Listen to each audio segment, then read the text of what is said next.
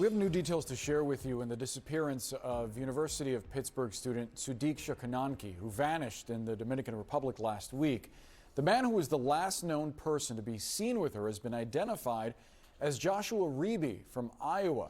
He has not been named as a suspect. Let's bring in CNN Chief Law Enforcement and Intelligence Analyst John Miller. John, Dominican prosecutors have actually released the transcript of their interview with Riibe. What do we know?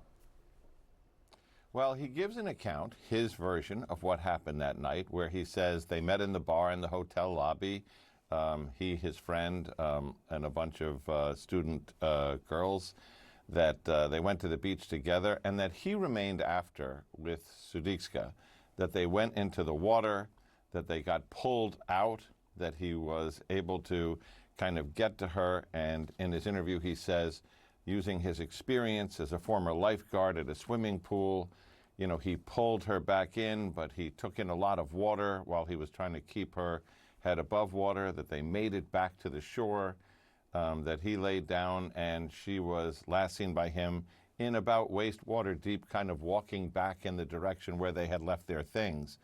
And that's his account of what happened that night, except that he doesn't see her again. And then there were a few questions that Riibe refused to answer. Tell us about those. Well, these are basic questions, and it's, you know, how do you feel about what happened? What is your reaction to the statement that your friend says you made? And, you know, to these simple questions, which he could have easily answered, he says, my lawyers advised me not to answer that question, and I adhere to them. It appears that his lawyer instructed him to tell them what happened from his personal knowledge, but not to answer any questions about what anyone else said or questions that would cause him to offer an opinion, which is probably a prudent thing for a criminal defense lawyer to say. But the fact that he doesn't answer these questions, and they're fairly basic, certainly is something that captures the attention of anyone who reads this document.